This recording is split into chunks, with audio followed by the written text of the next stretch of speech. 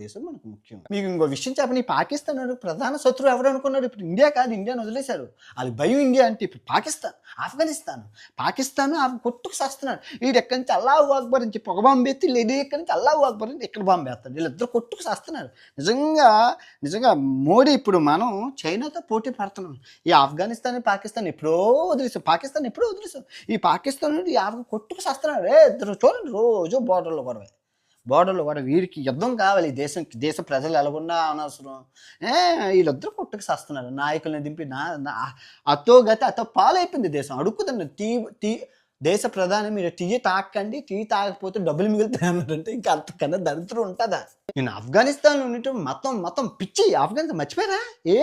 లా ఇల్లాహ ఇల్లిల్లాహ మహమ్మద్ రసూలుల్లా అల్లాహు అక్బర్ అని కలీమా చెప్తేనే కానీ అక్కడి నుంచి కథలనిచ్చేవాడు కాదు. మతం మరి పిచ్చినా కొడుకులు మతం మతం మతం మతం మతం ఇదిగో కులం కూడు పెట్టదు, మతం అన్నం పెట్టదు. కానీ వాటి కోసం కొట్టుకు చచ్చిపోతున్నారు అంతే. నిజంగా కొట్టుకు సస్తున్నారు.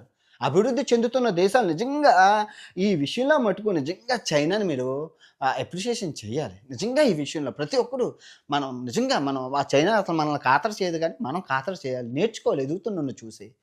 నిజంగా మొత్తం అమెరికాని షేక్ చేశారు. జస్ట్ 3 రోజులైంది షేక్ చేశారు. అమెరికాలో ట్రంప్ గారు గెలిస్తే మన స్టాక్ మార్కెట్ కూలిపోయింది. కూలిపోయింది. ఇప్పటికి లెగలేదు. మొత్తం నాశనం అయిపోయింది.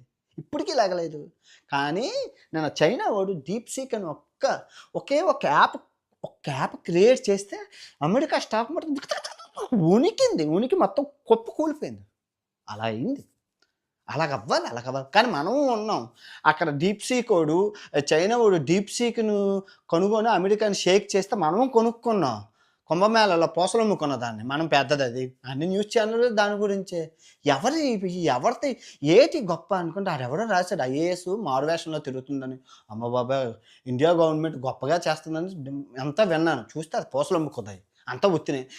పనిపాటు లేదు. మనం ఎంత స్క్రాప్ పెరిగిపోతుందంటే మతము, కులము, లేదంటే ఏదో పనికి మారింది, ఏదో కొయ్ ఏదో పిచ్చి. అరే అభివృద్ధి, దేశాన్ని బాగుపరచుదాం, బాగా చదువుకుందాం ఉండదు. ఆడేది ఆ గొర్రె చెప్తే ఈ గొర్రెది నమ్మడమే, ఈ గొర్రె చెప్తే ఆ గొర్రె నమ్మడమే.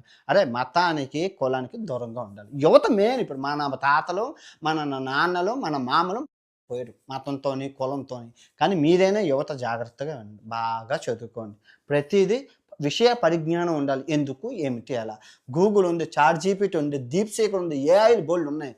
ఎవరేం చెప్పినా గుడ్డిగా నమ్మకుండా ఒకసారి రివిజన్ చేయండి. నేను మతాల గురించి చెప్పాను.